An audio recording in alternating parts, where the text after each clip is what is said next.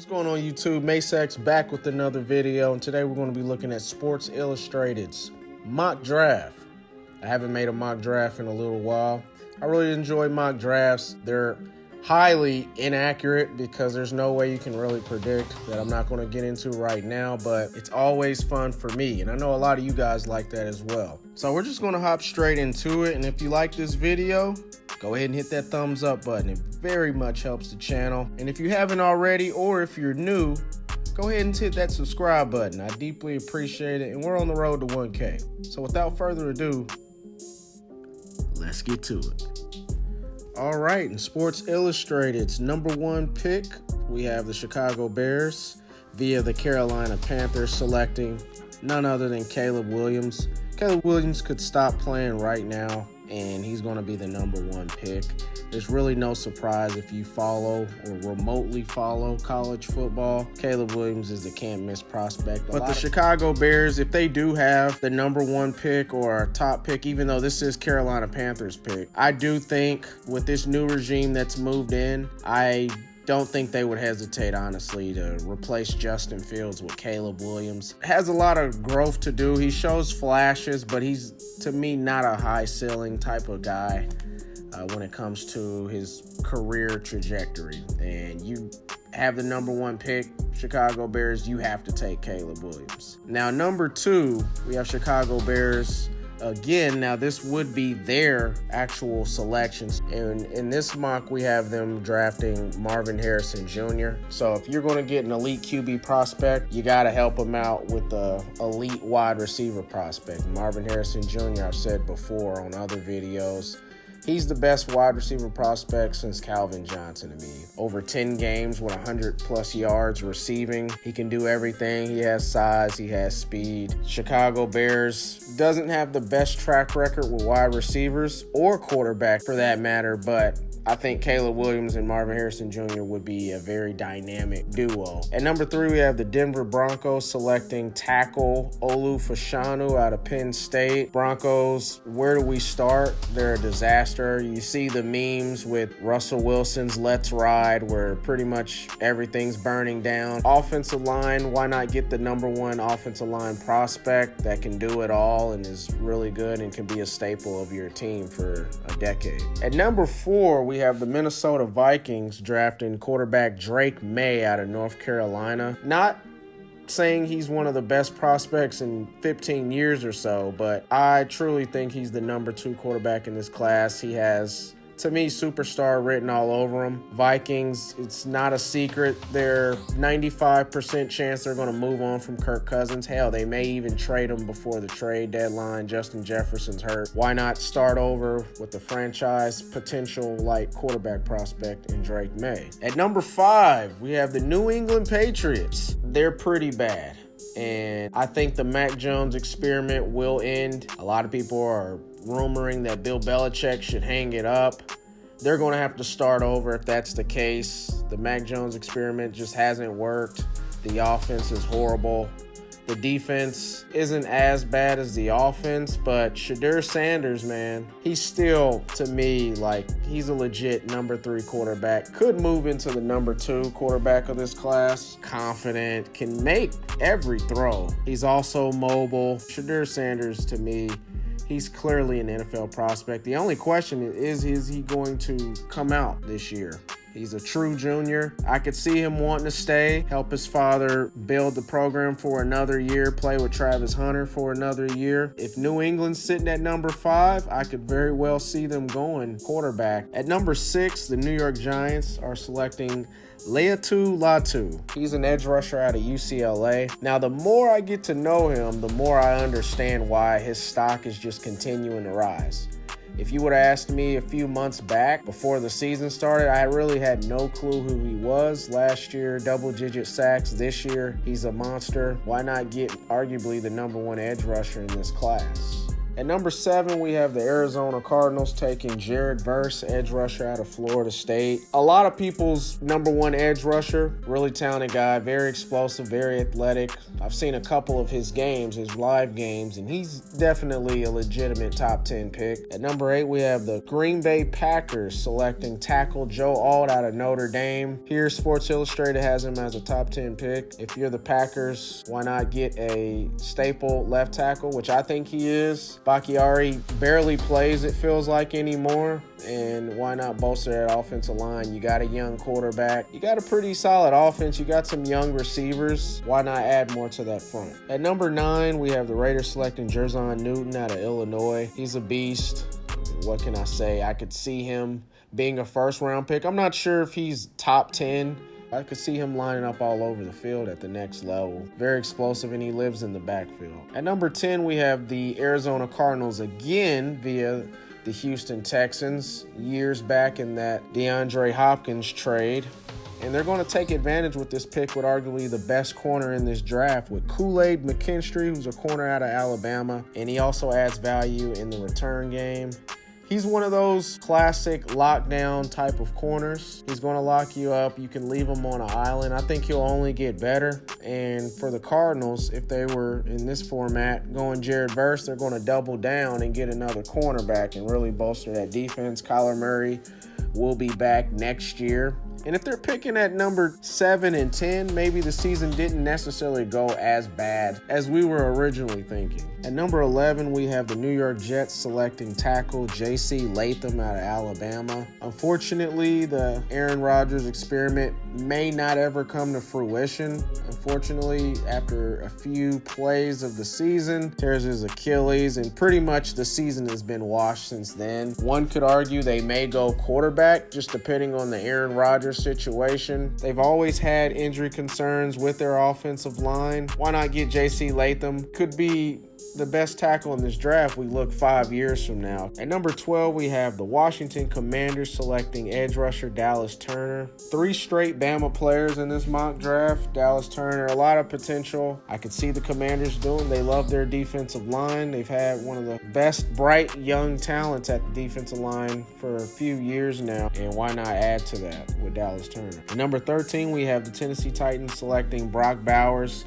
tight end out of Georgia. Clearly the best tight end in this class. There's no debate about that. One could say he's the best tight end prospect since Kyle Pitts a couple years ago. Brock Bowers really is an oversized wide receiver at 6'4", listed around 230 pounds. He's got really good top-end speed. Tennessee Titans, I could see them going other places outside of tight end, but arguably a generational type of player. You damn near can't pass up on him. At number 14, we have the Bengals taking Malik Neighbors, wide receiver out of LSU. This is realistic on the fact that T. Higgins and his contract situation. I have a good feeling that T. Higgins is going to walk, and why not replace him with arguably the best receiver in this class? Malik Neighbors in this draft is the number 1 receiver. At number 15, we have the LA Rams taking the second best nickname in college sports, and that's Chop Robinson, edge rusher out of Penn State. I got to watch one of his games a few weeks back. He's actually turning into one of my favorite defensive players in this class. At number 16, we have the LA Chargers selecting Kalen King, cornerback, also out of Penn State. So 2 back-to-back Nittany Lions. Kalen King, for me,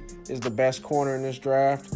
If the Chargers were to select Kalen King at 16, that's a steal. And he can do it all. Chargers defense is getting older, and they need to get younger on defense. So Kalen King will be a great pick for the Chargers. All right, at number 17, we have the Houston Texans. This is via the Cleveland Browns pick, and they're taking Rome Odunze out of Washington. And I need to figure out the correct pronunciation of his name. To me, Odunze is the best receiver in this class. Why not pair C.J. Stroud with Odunze? I think that that's a steal once again, because this man can flat out ball. He's not a product of Michael Penix. I think that it's 50-50, because I've seen this guy make some of the craziest catches in traffic, can run after the catch, and he plays bully ball when the ball's in the air. So help CJ Stroud out, who's off to an excellent start in his rookie year with a dynamite type of wide receiver. And at number 18, we have the New Orleans Saints taking Graham Barton, tackle out of Duke. This makes sense on the fact that New Orleans offensive line does have some injury concerns and also some contract situations that may impact the depth of their offensive line. Bring in Graham Barton, from what I've seen, is a very solid tackle. At number 19, the Atlanta Falcons selecting quarterback J.J. McCarthy. The Desmond Ridder experiment, being a guy that's lived in Georgia for a while, so I have a lot of friends that obviously are from Georgia that I stay in contact with. They don't like Desmond Ridder. J.J. McCarthy, to me, is not the number 4 quarterback. There's some other options that I think would be better than J.J. McCarthy. But if I'm the Falcons and I want a quarterback, I think that there's some other options. At number 20, we have my Indianapolis Colts selecting Cooper DeJean, cornerback out of Iowa. Cooper DeJean, the most versatile defensive player outside of Travis Hunter, but in this class, he is the most diverse. He lines up at safety, cornerback, even linebacker. He would be a fun player to be able to watch live and in person every Sunday. I think that the Colts would love this pick. Our defense is actually pretty solid. I think our defensive back room, which we thought was going to be a huge weak link, has actually been playing above expectation. And if we throw in another corner, Cooper DeJean, with some of our other young talent on defense, then I think that our defense will be really legit next year and in the future. Number 21, we have the Buffalo Bills selecting wide receiver Keon Coleman out of Florida State. Has definitely risen across every big board in mock draft. 6'4". We've seen him make plays. He's a red zone threat. He also can run after the catch. Florida State in general is just balling this year. Keon Coleman is no exception. He's a big reason why their offense is excelling the way it is. If you're the Bills, you know, the whole Stephon Diggs and Josh Allen drama. And I like Gabe Davis, but maybe Keon Coleman provides that higher ceiling and can walk in and be that number 2 receiver out the gate. A tall, rangy option that Josh Allen can just also add to this already really good offense. At number 22, we have the Dallas Cowboys selecting Emeka Egbuka, wide receiver at Ohio State. Dallas Cowboys offense really hasn't been the same since they let Amari Cooper walk. Now you need a number 2 receiver. Michael Gallup's just not the answer. They got some other guys there. CeeDee Lamb needs help. This offense, which I think is still pretty solid. I think a lot of people have over-exaggerated the offense and Dak Prescott. If you're able to get Egbuka in the 20s, if you're Dallas, you got to run and pencil that draft pick in. Number 23, we have the Baltimore Ravens selecting cornerback Nate Wiggins, corner out of Clemson. This only sounds right? Ravens drafting a defensive player. Baltimore Ravens on defense, not too bad. And Nate Wiggins will be a really good fit. You could just slide him in, maybe put him at the nickel to start off and then see how he develops from there. At number 24, we have the Seattle Seahawks selecting Leonard Taylor III, defensive tackle out of Miami. Leonard Taylor III would definitely fit right well in that young Seahawks defense. They've compiled a lot of draft picks thanks to the Russell Wilson trade. I think that this will be more of a luxury pick because their defensive line is pretty solid. Why not add another force right up the middle, somebody that can stop the run and can also get after the passer. At number 25, we have the Pittsburgh Steelers selecting Barrett Carter, linebacker out of Clemson. Now, Barrett Carter is someone that I'm learning more about. 6'1", about 225, 230, former 5-star recruit. I would say Barrett Carter's an all-around linebacker. He can play in coverage, 2 interceptions, 4 sacks. He can play all 3 downs. And the Steelers have gotten older on defense. And Barrett Carter, just from the highlights that I've seen, he's a sideline-to-sideline guy. I have to learn a little bit more about him. I don't know if the Steelers will go linebacker in the first round, but I can understand why Sports Illustrated decided to put Barrett Carter as a first-round pick. At number 26, we have the Jaguars selecting Mason Smith, defensive tackle out of LSU. I'd say arguably is the best first name in all of sports, maybe even mankind. But Mason Smith, I like his game. Now, Jaguars defense, they went obviously edge rusher from the 2022 draft and Trayvon Walker. This will be another depth piece to the defensive line, just trying to tool and bolster that defense. And at 27, we have the Tampa Bay Buccaneers selecting Chris Braswell, edge rusher out of Alabama. Listed at 6'3", 240 pounds. Former 4-star recruit via 247 Sports. This year already has 4.5 sacks. You're the Tampa Bay Buccaneers, who needs to retool that defense, which was once, just a few years ago, one of the scariest defenses in the NFL. Why not get a high ceiling type of guy with Braswell? At number 28, we have the Detroit Lions selecting Denzel Burke, cornerback out of Ohio State, listed at 6'1", 190. Detroit, it seems like every pick that they've made the last few years has turned to gold, and everybody is definitely playing above expectation. You even look at Amon-Ra St. Brown, a 4th-round pick, and Amon-Ra is a top 10 wide receiver. We'll be adding to a defense that's just continuing to get better and better, and you add more youth and get a good corner that you hope could be a staple and a lockdown for many years to come. And at number 29, we have the Miami Dolphins selecting Amarius Mims, tackle out of Georgia.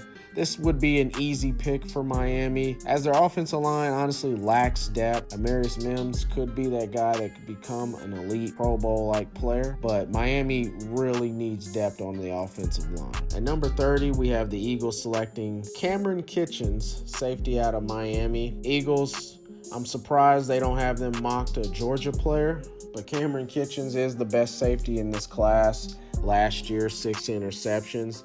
This pick would make sense.